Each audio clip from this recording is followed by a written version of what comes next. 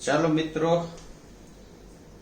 અગાઉ આપણે A B C D E F 1 2 3 4 5 6 પ્રકારના દાખલા શીખી ગયા છે. આજે આપણે લેવો છે નફાની ખાતરી વાળો ભાગીદાર. આ પ્રકારના દાખલામાં તમને નફા નુકસાનનું પ્રમાણ આપી દેવામાં આવશે. જો ન આપ્યું હોય તો આપણે સરખા હિસ્સાના ભાગીદાર સમજવાના છે. દાખલામાં તમને નફો આપી દેશે. તમારે શું કરવાનું કે આપેલો નફો દાખલામાં આપેલા નફા નુકસાનના પ્રમાણમાં વેચી દેવો. યાદ રાખજો, મૂડીનું પ્રમાણ આપ્યું છે તે ભૂલ ખવડાવવા માટે છે, આપણે ધ્યાનમાં લેતા નથી. હવે તમે નફો વેચી દેશો એટલે જે ભાગીદારને ખાતરી હશે કે આટલા તો મળવા જ જોઈએ, તો એનાથી એને ઓછા જ મળતા હશે. હવે ઘટતા રૂપિયા બાકીના ભાગીદારે પૂરા કરવા પડે. હવે આ બે શરત હોય. જો ઘટતી રકમ પેઢી ભોગવે અથવા બાકીને બે ભાગીદાર ભોગવે તો એ બાકીના બે ભાગીદારના નફા નુકસાનના પ્રમાણમાં એ લોકો ભોગવે. જો કોઈ એક ભાગીદારે ખાતરી આપી હોય તો તે ભોગવે. જો દાખલો, પેલા એક્સ્ટ્રા દાખલો લઈ દઉં છું. એક ભાગીદારી પેઢીમાં એબીસી 3, 2, 1 પ્રમાણે નફો નુકસાન વેચતા ભાગીદાર હતા. આ એ, બી અને સી નફા નુકસાનનું પ્રમાણ 3:2:1. સી ને નફામાંથી ઓછામાં ઓછા 30,000 રૂપિયા મળશે એવી ખાતરી છે. આ ભાગીદારને ઓછામાં ઓછા 30,000 રૂપિયા મળશે એવી ખાતરી આપવામાં આવી છે. એવી ખાતરી પેઢી આપી છે. જો પેઢી નફો 1,20,000 હોય તો નફાની વેચણી કરો. હું પેલા નફાની વેચણી કરી દઉં છું. એ પેઢી નફો 1,20,000, એના ભાગે શું તો કે 3/6. બી 1,20,000 2/6. સી 1,20,000 1/6. તો આને આવશે 60,000 રૂપિયા, આને આવશે 40,000 રૂપિયા, આને આવશે 20,000 રૂપિયા. હવે એને ખાતરી હતી 30,000 ની, એને મળ્યા 20,000. કેટલા ઘટ્યા તો કે 10,000. તો સી ને ઘટતા રૂપિયા 10,000 એ અને બી તેમના નફા નુકસાન પ્રમાણે ભોગવે. હવે તેમના નફા નુકસાનના પ્રમાણે ભોગવે એટલે તમારા બેનું નફા નુકસાનનું પ્રમાણ ધ્યાનમાં લેવું પડે. તો એ કેટલા ભોગવે તો કે ઘટ્યા કેટલા 10,000. એમાં એ આપે 3/5, બી 10,000 2/5. આ 6,000 રૂપિયા ભોગવે, આ 4,000 રૂપિયા ભોગવે. હવે ફાઇનલ આમાંથી 6,000 રૂપિયા બાદ કરી લઉં છું એટલે એને મળે 54,000 રૂપિયા. આમાંથી હું 4,000 રૂપિયા બાદ કરી દઉં છું એટલે એને મળે 36,000 રૂપિયા. અને અહીંયા 6 + 4 10 પ્લસ કરી દઉં છું એટલે આને મળ્યા 30,000 રૂપિયા. એને ઘટતા રૂપિયા બાકીના ભાગીદાર તેમના નફા નુકસાનના પ્રમાણે ભોગવે. મતલબ કે 60,000 નફામાંથી આ ભાગીદાર એને 6,000 આપી દે, 40,000 વાળો 4 આપી દે, અને આને 20 મળ્યા હતા, આ 6 આપે, આ 4 આપે, આને ખાતરી જેટલા રૂપિયા થઈ ગયા. એટલે ખાતરી વાળા ભાગીદારનો દાખલો આમ પ્રમાણમાં તમને સહેલો પડે.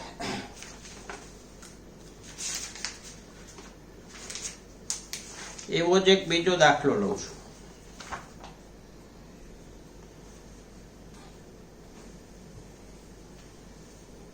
પછી આપણે ટેક્સ્ટ બુક નો દાખલો લઈ લઈએ.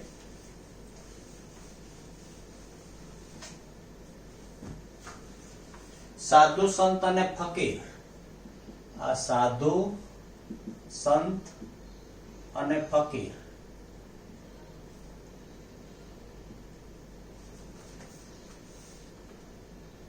એક પેઢીના ભાગીદાર છે. નફા નુકસાનનું પ્રમાણ 3:2:1 છે. ફકીરને નફામાંથી ઓછામાં ઓછા 18,000 મળશે તેવી ખાતરી પેલું પેઢી આપી છે, બીજું સાધુએ આપી છે. જો પેઢી નફો 72,000 હોય તો નફાની વેચણી કરો. આ દાખલો બે રીતે તમને આપી દીધી છે. જો પેલા હું 72,000 નફાની આ નફા નુકસાનનું પ્રમાણ તો મને આપ્યું છે 3:2:1. આપણે નફાની વેચણી કરી દઈએ. પેલો સાધુ 72,000 ના નફામાંથી એને મળે 2/6 24,000. સંત 72,000 ના નફામાંથી એને મળે 2/6 આને 3/6 એટલે 24. અને 72,000 ના નફામાંથી ફકીરને મળે 1/6 એટલે 12,000. હવે એને ઓછામાં ઓછા 18,000 રૂપિયા તો મળવા જોઈએ. પેલું એવી ખાતરી પેઢીએ આપી છે, પેલું આવી ખાતરી પેઢીએ આપી છે, અથવા સાધુ અને સંતે આપી છે. બે પર્યાય શબ્દો કહેવાય. તો હવે ફકીરને ઘટે કેટલા? તો કે 6,000. આ ફકીરને ઘટતા રૂપિયા 6,000. સાધુ અને સંત 3:2 પ્રમાણે ભોગવે. હવે સાધુ કેટલા ભોગવે? તો કે 6,000 ના 3/5 3600 રૂપિયા એ ભોગવે. સંત કેટલા ભોગવે? તો કે 6,000 2/5 4,000 સોરી 2400. હવે આમાંથી હું 3600 રૂપિયા બાદ કરી દઉં છું એટલે આ થશે 32,400. આમાંથી હું 2400 રૂપિયા બાદ કરી દઉં છું 21,600. અને આને પ્લસ કરી દઉં છું 6,000 એટલે આને મળી ગયા 18,000. હવે આને બદલે તમને એમ કહે કે આવી ખાતરી સાધુએ આપી છે તો દાખલો આ રીતે ફેરફાર થશે.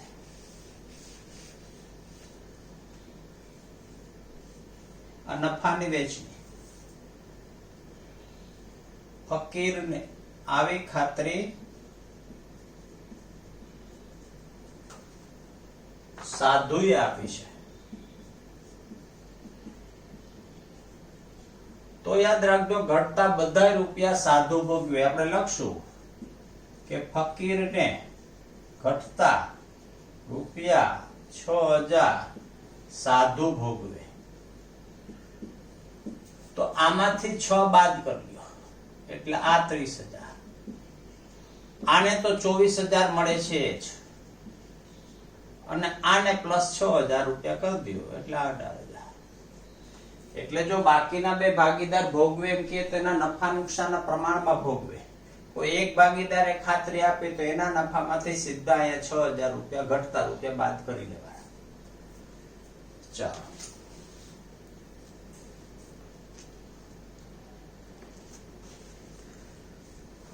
હવે ટેક્સ્ટ બુક નો દાખલા નંબર 9. ટેક્સ્ટ દાખલા નંબર 9.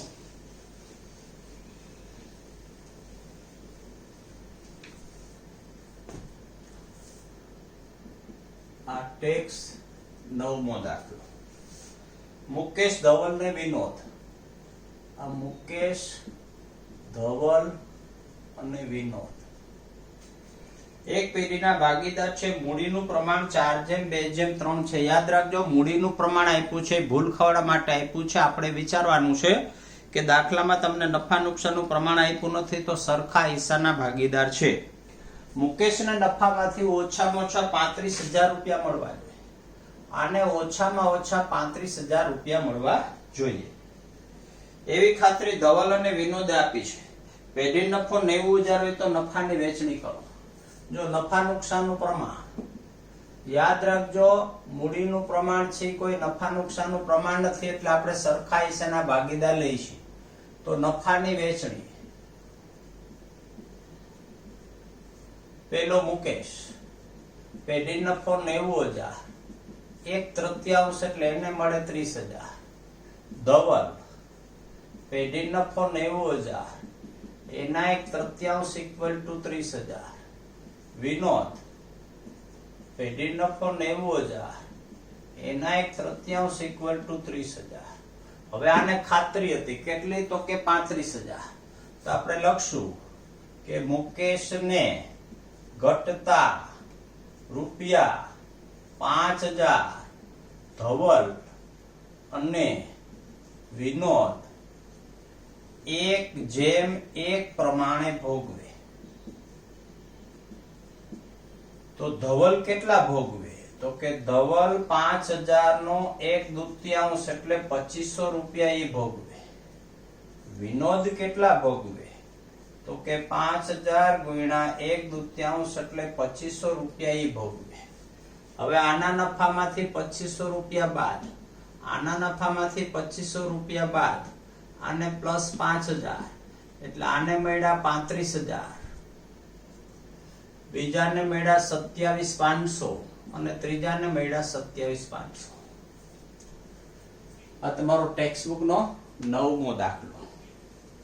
હવે ફરી પાછો પ્રકાર બદલે છે.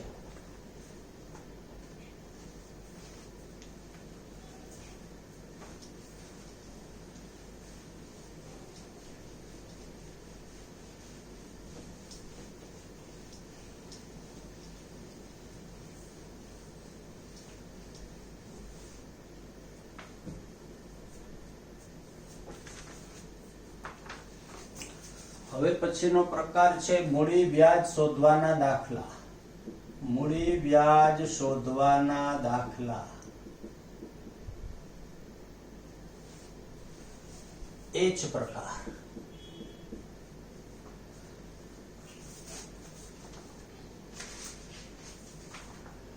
હવે મૂડીનું વ્યાજ શોધવાના દાખલામાં યાદ રાખજો, મૂડીનું વ્યાજ હંમેશા શરૂઆતની મૂડીનું ગણાય, અંતની મૂડી પર ન ગણાય. દાખલામાં તમને શરૂઆતની મૂડી નહીં આપી હોય એટલે સૌપ્રથમ તમારે શરૂઆતની મૂડી શોધવી પડશે. અને શરૂઆતની મૂડી શોધવા માટે આવું સૂત્ર આપણે યાદ રાખશું કે શરૂઆતની મૂડી ઇક્વલ ટુ અંતની મૂડી પ્લસ ઉપાડ માઇનસ નફો. આ સૂત્ર આપણે યાદ રાખવું પડશે. અને મૂડી વ્યાજ શોધવાનું સૂત્ર છે I બરાબર PRN છેદમાં 100. જો આ સૂત્ર પરીક્ષામાં ભૂલાઈ જાય તો તમારે આવું એક મૂડી ખાતું યાદ રાખવું. બેયમાં જવાબ સરખો જ આવશે. અત્યારે તમને આ મૂડી ખાતું કદાચ થોડુંક અઘરું લાગે, બાકી આના પછી વાર્ષિક હિસાબ તૈયાર કરશું એમાં તો દરેકમાં આવા મૂડી ખાતા તૈયાર કરશું જ. એટલે જો આ યાદ ન રહે તો આ યાદ રાખવાનું છે. અહીંયા હોય શરૂઆતની મૂડી એટલે બાકી આગળ લાવ્યા, એને હું કહીશ શરૂની મૂડી. અહીંયા હોય બાકી આગળ લઈ ગયા એટલે આ હોય અંતની મૂડી. અહીંયા હોય ઉપાડ અને અહીંયા હોય નફો. હવે દાખલામાં તમારે આ વસ્તુ શોધવાની છે તો આ 3 વિગત તમને દાખલામાં આપી દેવામાં આવશે. બે રીતે પેલો દાખલો આપણે ગણીએ છીએ. પેલો વધારાનો દાખલો છે. એક ભાગીદારી પેઢીમાં રામની અંતની મૂડી 80,000 છે, જેમાં ઉપાડ 10,000 ને નફો 20,000 સમાયેલો છે. મૂડીનું 8% વ્યાજ શોધો. હું પેલા સૂત્ર મુજબ જાઉં છું કે ભાઈ શરૂની મૂડી બરાબર અંતની મૂડી. અંતની મૂડી કેટલી, તો કે અંતની મૂડી છે 80,000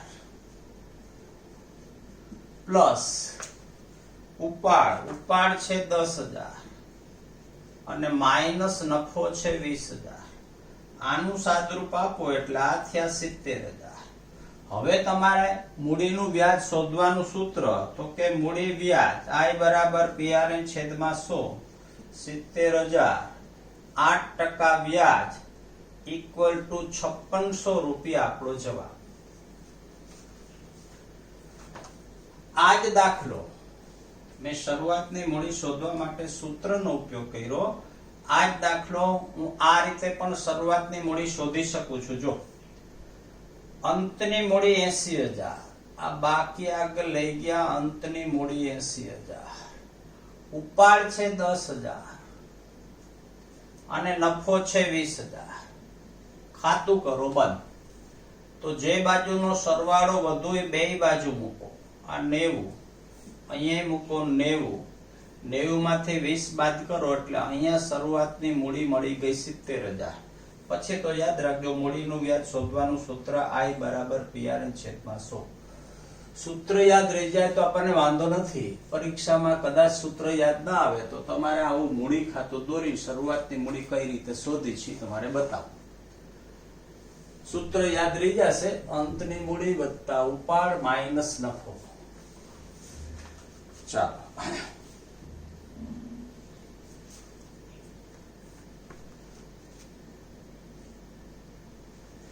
હવે આવો ટેક્સ્ટ બુક નો દાખલો.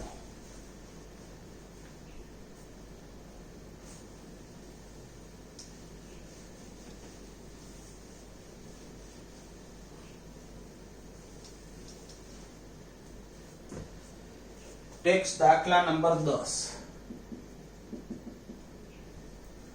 રઘુવીરની અંતની મૂડી 80,000, જેમાં ચાલુ વર્ષનો ઉપાડ 12,500, નફો 17,800. તો મૂડીનું 6% વ્યાજ શોધો. હું શરૂઆતની મૂડીના સૂત્રમાં શરૂની મૂડી, આ શરૂની મૂડી બરાબર અંતની મૂડી. તો અંતની મૂડી મને આપી છે આખરની મૂડી 80,000 પ્લસ ઉપાડ. તો ઉપાડ આપ્યો છે 12,500 અને માઇનસ નફો. નફો આપ્યો છે 17,800. તો આનું સાદુરૂપ આવશે 74,700. હવે મૂડી વ્યાજનું સૂત્ર. મૂડી વ્યાજ I બરાબર PR/100. આ 74,700 કેટલા ટકા વ્યાજ ગણાય છે? તો કે 6%.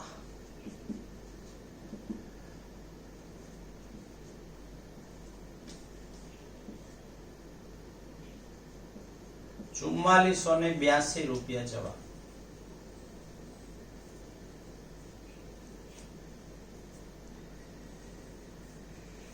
અને છેલ્લો પ્રકાર, 9મો પ્રકાર I.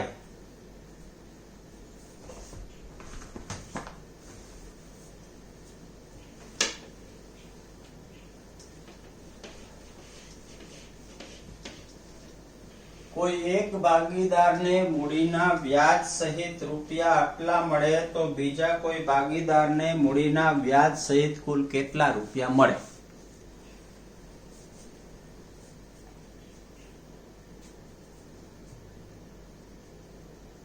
મૂડીના વ્યાજ સહિત કુલ કેટલા રૂપિયા મળે?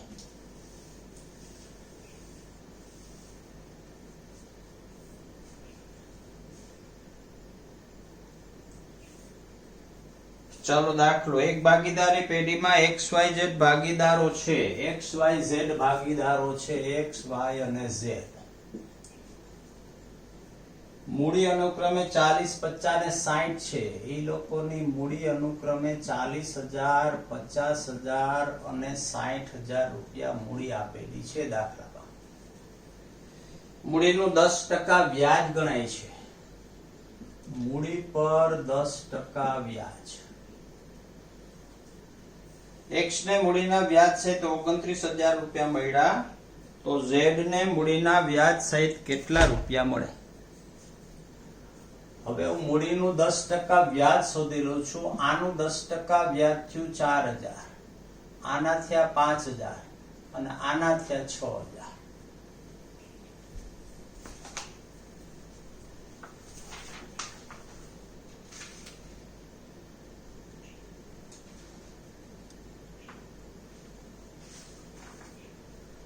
હવે x ને મળતી કુલ રકમ ઇક્વલ ટુ એને મૂડી વ્યાજ મળે અને એના ભાગનો નફો મળે. મૂડી વ્યાજ ભાગીદારને મળે, એના ભાગનો નફો મળે. તો x ને મળતી રકમ મને આપી દીધી છે કે એને કુલ મૂડીના વ્યાજ સહિત 29,000 રૂપિયા મળ્યા. એમાં મૂડી વ્યાજ કેટલું મળ્યું એ આપણને ખબર છે, વત્તા નફો કેટલો મળ્યો એ આપણને ખબર છે નહીં. તો હવે હું 4,000 રૂપિયા આ બાજુ લઈ લઉં છું. 29,000 માઇનસ 4,000 ઇક્વલ ટુ નફો. તો એને નફા પેટે 25,000 રૂપિયા મળ્યા હશે. હવે નફા નુકસાનનું પ્રમાણ તો આપ્યું નથી, સરખા હિસ્સાના ભાગીદાર છે. તો આને નફાના 25,000 રૂપિયા મળે, તો આને 25,000 રૂપિયા મળે, તો આને 25,000 રૂપિયા મળે. તો આપણને જવાબ માંગ્યો છે z ને મળતી કુલ રકમ શોધો. તો z ને મળતી કુલ રકમ ઇક્વલ ટુ એને મૂડીનું વ્યાજ વત્તા એના ભાગનો નફો મળે. હવે એને મૂડીનું વ્યાજ કેટલું મળ્યું? તો કે 6,000. એના ભાગનો નફો કેટલો? તો કે 25,000. આ એના ભાગનો નફો 25,000 એટલા માટે કે સરખા હિસ્સાના ભાગીદાર છે, તમને નફા નુકસાનનું પ્રમાણ નથી આપ્યું એટલે સરખા હિસ્સાના ભાગીદાર કહેવાય. તો આને જેટલા નફા પેટે મળે એટલા જ આને મળે. હવે આને મૂડીના વ્યાજ સહિત 25,000 વત્તા 4 29, આને 25,000 વત્તા 5 30, અને 25,000 વત્તા 6 31. આ રીતે નફો મળે.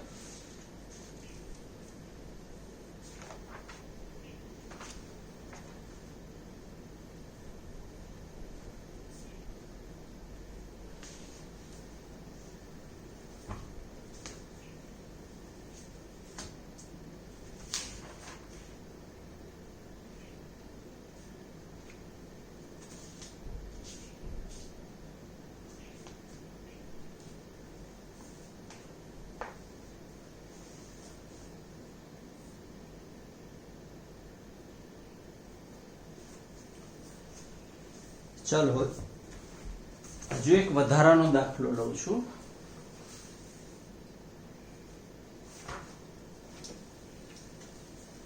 પછી ટેક્સ્ટ બુક નો છેલ્લો દાખલો આપણે લઈ લઈએ.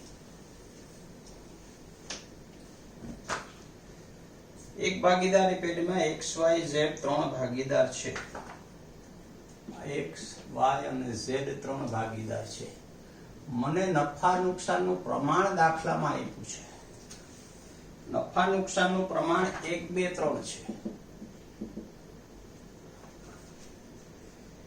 તેઓની મૂડી અનુક્રમે 2 લાખ, 4 લાખ ને 8 લાખ છે. મૂડી મને આપી દીધી છે 2 લાખ, 4 લાખ અને 8 લાખ. મૂડી પર 8% વ્યાજ ગણાય છે. 8% મૂડીનું વ્યાજ ગણાય છે. y ને મૂડીના વ્યાજ સહિત 92,000 રૂપિયા મળ્યા. તો x અને z ને મૂડીના વ્યાજ સહિત કેટલા રૂપિયા મળે?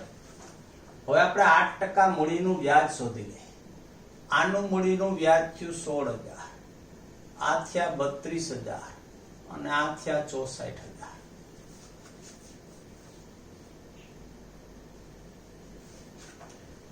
હવે y ને મૂડીના વ્યાજ સહિત કઈક મળ્યા છે એટલે લખીએ છીએ y ને મળતી કુલ રકમ ઇક્વલ ટુ મૂડી વ્યાજ વત્તા એના ભાગનો નફો.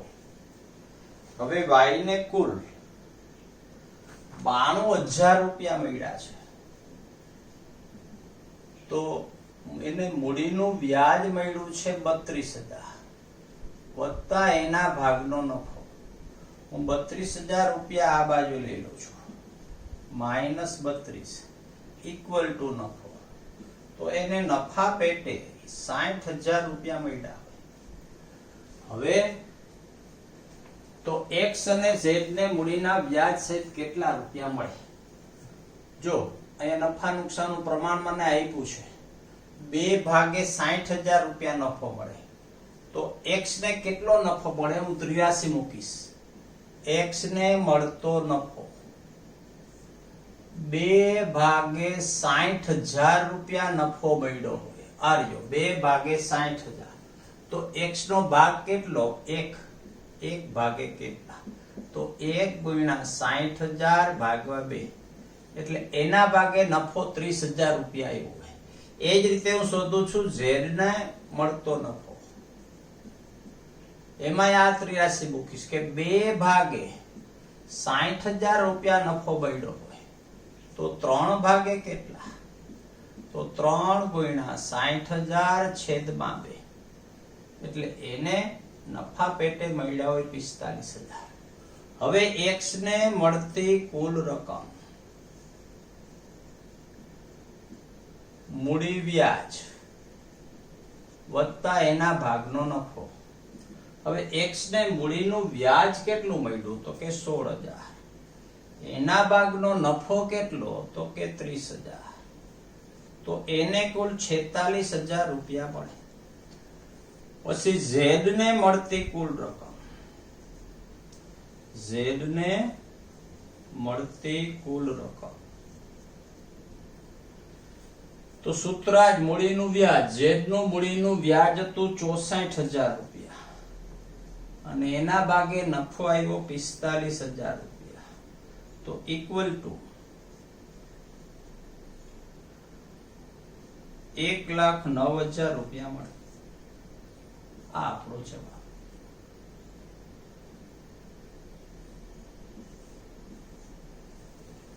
નફા નુકસાનનું પ્રમાણ આપ્યું છે એટલે મારે એમ 83 મૂકવી પડે કે 2 ભાગે 60 તો 1 ભાગે કેટલા? 2 ભાગે 60 તો 3 ભાગે કેટલા? ચાલો હવે ટેક્સ્ટ બુકનો છેલ્લો દાખલો, પછી તમારા અહીંયા પ્રકાર પૂરા થઈ જાય છે.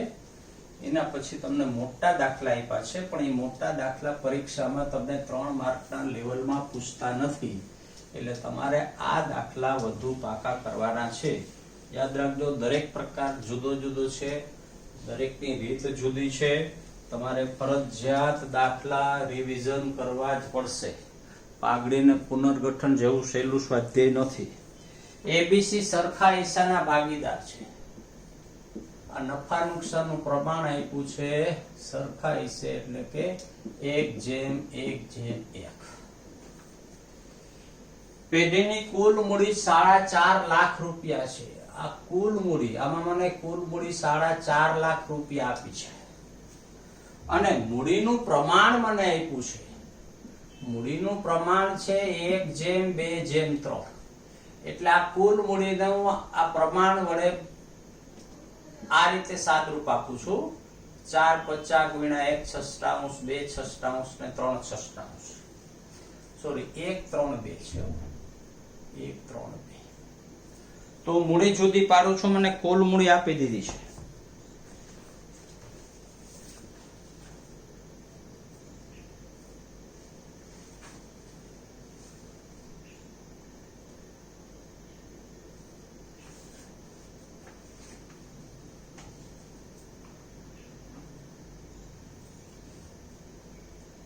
પિંચોતેર વડે છેદ ઉઠશે એટલે આની મૂડી છે 75,000, આની મૂડી છે 225 અને આની મૂડી છે 1.5 લાખ.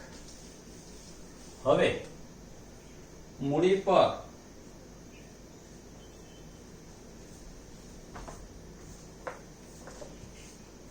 %9 વ્યાજ ગણે છે. આ 9% વ્યાજ ગણી લઉં છું મૂડી પર. 75,000 ના 9% મૂડી વ્યાજ, આ થશે 6750 રૂપિયા. પછી બીજા ભાગીદાર થશે 20/250 અને ત્રીજાનું થશે 13,500.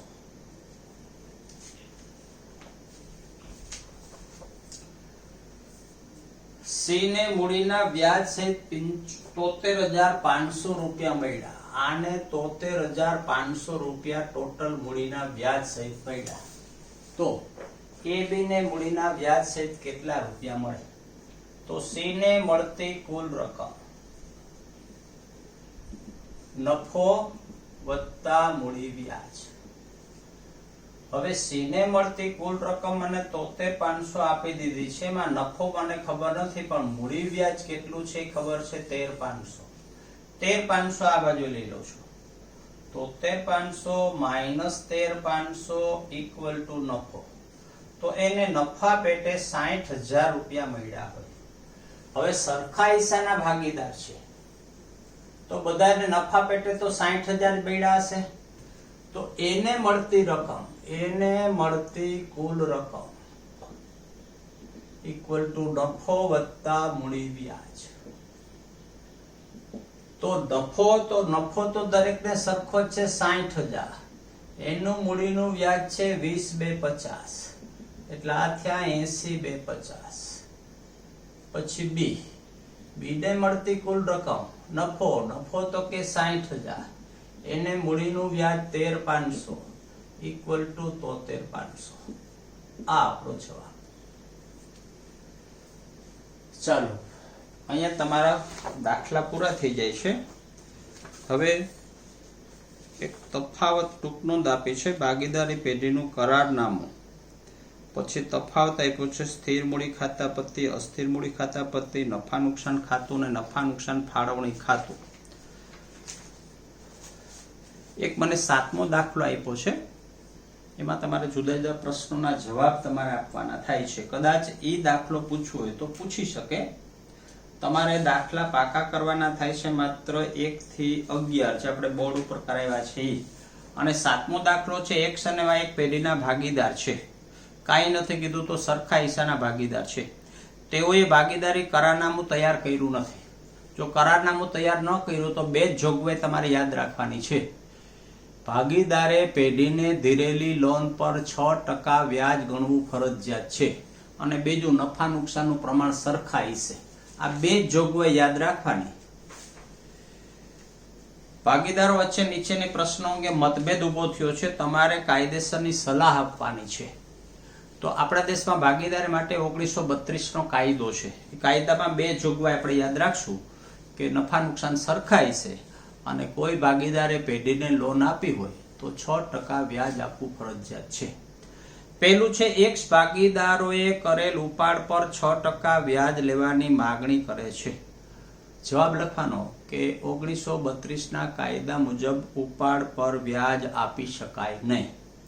બીજું છે Y પેઢીમાં સક્રિય ભાગીદાર તરીકે કામ કરે છે, મહેનતાણા તરીકે માગે છે. 1932 ના કાયદા મુજબ Y ને મહેનતાણું આપી શકાય નહીં. X ભાગીદાર મૂડી પર વ્યાજ આપવાની માંગણી કરે છે. 1932 ના ભાગીદારી કાયદા અનુસાર મૂડીનું વ્યાજ આપી શકાય નહીં. X દ્વારા પેઢીને 20,000 ની લોન આપે છે. લોન પર વ્યાજની માંગણી કરે છે. અહીંયા લખા કે X એ પેઢીને ધીરેલી લોન પર 6% વ્યાજ ગણવું ફરજિયાત છે. પછી છે Y ને પેઢીએ 25,000 લોન આપી છે. એમાં લોનનું વ્યાજ વસૂલ કરવાનું કે છે. જો ભાગીદારે પેઢીને લોન આપી તો 6% વ્યાજ, પણ પેઢીએ ભાગીદારને આપેલા હોય તો વ્યાજની જોગવાઈ નથી. એટલે 1932 ના કાયદા મુજબ પેઢીએ ધીરેલી લોન પર વ્યાજ લઈ શકાય નહીં. અને X પેઢીમાં નફાની વહેંચણી ભાગીદારની મૂડીના પ્રમાણમાં કહે છે. લખવાનું કે ભાઈ 1932 ના કાયદા મુજબ નફો નુકસાન સરખા હિસ્સે વેચાય. ચાલો અહીંયા તમારું સ્વાધ્યાય પૂરું થાય છે. 8મો 9મો 10મો 11મો 12મો દાખલો એ મોટા દાખલા છે. એ દાખલા પરીક્ષક તમને પૂછશે નહીં. તમારે માત્ર ઓલા ટૂંકા દાખલા આપણે જે કરાવ્યા છે એ દાખલા પાકા કરવાના થાય છે. હવે પછી આપણે ભાગીદારી પેઢીના વાર્ષિક હિસાબ લેશું.